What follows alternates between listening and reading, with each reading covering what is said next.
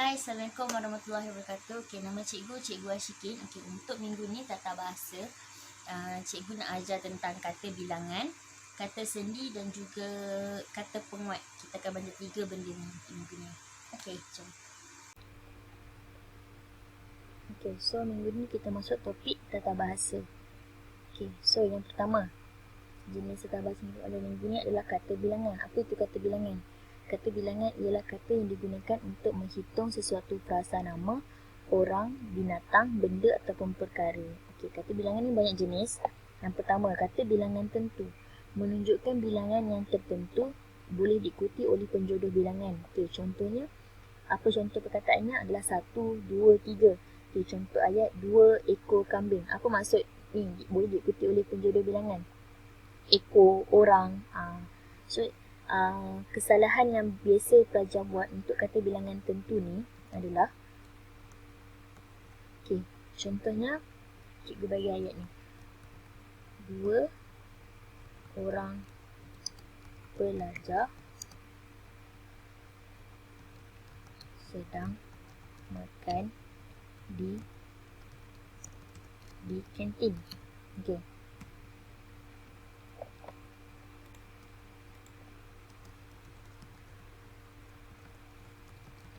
Okay, cikgu buat yang ni ya. Okay. Ini adalah kata bilangan dan ini adalah penjodoh bilangan. Okay, kenapa cikgu cakap ayat ni salah?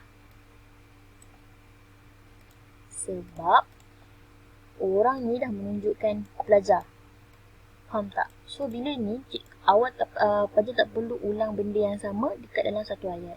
So, pelajar boleh tulis 2 pelajar sedang makan di kantin sekolah.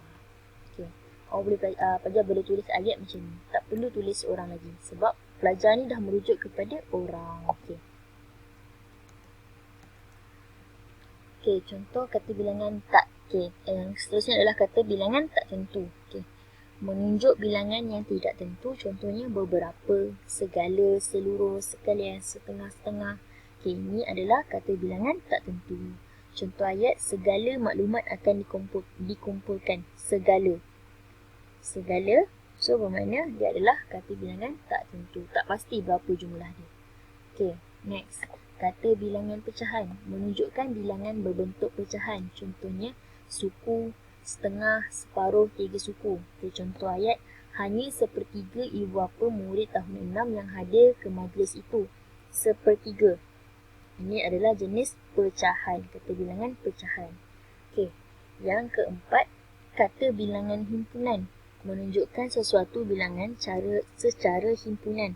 Contohnya, kedua-dua, berpuluh-puluh, berminggu-minggu, berbulan-bulan. Okay. Ini adalah kata bilangan himpunan. Contoh ayat, kebun Pak Abu menghasilkan berpuluh-puluh bakul durian setiap tahun. Okay. Kata bilangan tingkat menunjukkan giliran ataupun urutan dalam sesuatu jumlah. Contohnya pertama, kedua, ketiga, terakhir. Okay, contoh ayat, Amin mendapat tempat kedua dalam pertandingan melukis itu. Okay, ini adalah kata bilangan tingkat. Okay, ini cikgu rasa tak ada masalah lah. Biasanya yang pelajar selalu buat kesalahan dekat sini je. Yang macam cikgu ajar tadi, yang dalam buat ayat tadi. Okay. Okay, next adalah kata penguat. Kata penguat ialah perkataan yang mendahului atau mengikuti kata adjektif dan berfungsi untuk menguatkan maksud yang terkandung dalam kata adjektif. Okay, kata penguat hadapan digunakan di hadapan kata adjektif. Contohnya apa perkataan kata penguat hadapan ni? Terlalu, paling, agak. Okay, contoh ayat, baju di pasar raya itu terlalu mahal. Sambal tumis mak limah paling sedap. Jalan di kawasan itu agak bahaya. Okay, so dia apa? Okay, jadinya perkataan mahal, sedap, bahaya ini adalah kata adjektif. So, kata penguat ni terlalu, paling, agak ni hadir di hadapan kata adjektif. So, ini adalah kata penguat hadapan. Okay, kata penguat belakang. Contoh kata penguat belakang adalah sekali, nian, benar. Okay, contoh ayat, pendapat murid itu baik sekali. Nyaman nian udara di puncak pusat permainan tanah tinggi.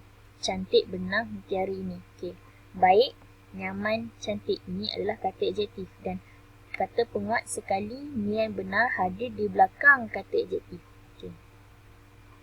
Untuk kata penguat bebas digunakan secara bebas sama ada depan ataupun belakang. Okey, yang pertama, contohnya amat. Keraf tangan itu amat cantik. Yang kedua, keraf tangan itu cantik amat. Okey, yang seterusnya adalah sangat. Beg pakaian yang dibawa oleh Suria sangat berat. Yang kedua, beg pakaian yang dibawa oleh Suria berat sangat. Okey, dua-dua ni betul. Okey, sungguh. Kereta yang dipandu oleh jaziman sungguh laju. Kereta yang dipandu oleh jaziman laju sungguh. Okey. Ini adalah kata penguat bebas. Boleh berada di hadapan kata adjektif ataupun di belakang kata adjektif. Okey, kita masuk kata sendi. Kata sendi digunakan untuk menerangkan fasa nama dengan kata-kata atau yang lain. Okey. Contoh yang pertama adalah pada dengan di. Okey. Pada ni menunjukkan keterangan waktu selepas kata ada, iaitu di hadapan kata nama yang menunjukkan tempat bagi sesuatu perbuatan. Okey, contohnya terlekat pada dinding. Dinding ni adalah tempat bagi sesuatu perbuatan. Pada waktu tertentu, pada zaman dahulu. Okey.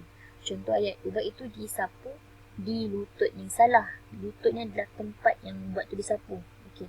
Ubat itu disapu pada lututnya. Sebab lututnya adalah menunjukkan tempat bagi sesuatu perbuatan.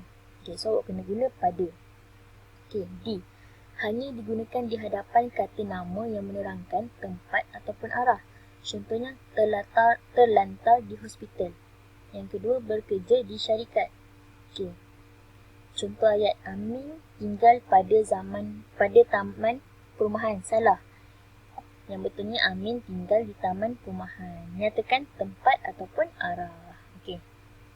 So, dari dan daripada. Sekejap. Okey. Untuk di.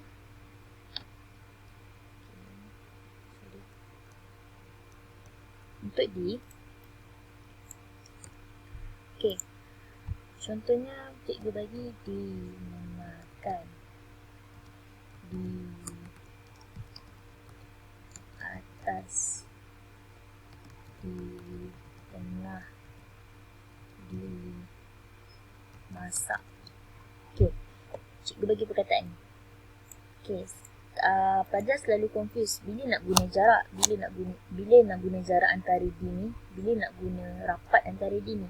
Okey, awak tengok kata selepas perkataan di ni. Kalau dia menunjukkan kata arah, contohnya macam ni, contohnya macam ni, di atas, awak kena guna jarak. Tapi bila depan tu adalah kata adjektif, contohnya dimakan, dimasak, kata-kata perbuatan, awak perlu rapatkan dia. Okey, contoh yang pertama, dimakan. So, dimakan adalah dimakan. Rapat. Okey, yang kedua, di atas. So, awak kena jarakkan sebab menunjukkan arah. Okay, yang ketiga, di tengah. Kena jarak. Yang keempat, di masak. Rapat. Okay. Itu untuk selingan lah untuk untuk kata sendiri. Okay, yang ni cikgu akan masuk balik semula kepada masa kita nak belajar tentang imbuhan, awalan dan juga akhiran nanti. Okay. So next, kata sendi dari. Hanya digunakan di hadapan kata nama yang menerangkan arah, tempat, waktu ataupun masa. Berasal dari pagi hingga ke petang. Okay, dia bertolak daripada Kajang pada pukul 7 pagi. Salah. Dia bertolak dari Kajang pada pukul 7 pagi. Baru betul. Okay, menunjukkan arah, tempat, waktu ataupun masa. Okay, bila pula nak guna daripada? Hanya digunakan di hadapan kata nama yang menerangkan punca bagi manusia, haiwan, sumber kejadian, perbezaan ataupun perbandingan. Okay, contohnya dia berbuat daripada kristal. Surat daripada ayam. Ni kata nama ni. Kata nama. So, boleh dibuat daripada. Boleh guna perkataan daripada. Okay. Borang penyertaan boleh didapati dari Kementerian Penerangan. Salah. Borang penyertaan boleh didapati daripada Kementerian Penerangan. Baru betul. Sebab ni adalah kata nama. Okay, next. Kepada dan ke. Okay, di hadapan kepada ni digunakan di hadapan kata nama yang menerangkan manusia, haiwan, pecahan dan keadaan yang mengalami sasaran. Kepada siapa? Dibahagikan kepada 8 bahagian. Okey. Pemuda itu memberikan sumbangan ke Jabatan Kebajikan Masyarakat. Salah.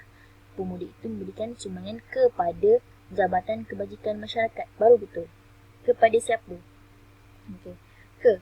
Hanya digunakan di hadapan kata nama yang menerangkan tempat, arah, waktu ataupun masa.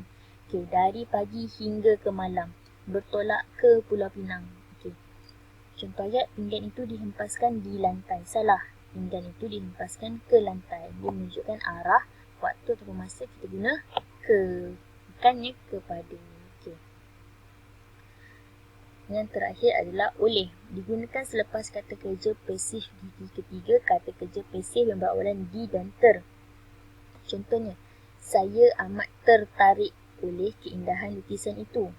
Okey. Yang kedua, projek itu dihasilkan oleh mereka. Pelajar itu telah didenda oleh guru disiplin. Oleh ni boleh boleh hadir selepas perkataan kata kerja pasif gigi ketiga yang berawalan dengan ter dan di. Okey. Contoh ayat, para remaja mudah terpengaruh dengan adegan-adegan ganas dalam filem. Para remaja mudah terpengaruh oleh adegan-adegan ganas dalam filem. Baru betul. Sebab ni ter. Okey. So, latihan buat dalam Google Form ni. Okey. Peribahasa untuk minggu ni adalah dayung sudah di tangan, perahu sudah di air. Maksudnya segala-gala yang dikendaki sudah diperoleh. Okey. Itu saja daripada cikgu. Terima kasih.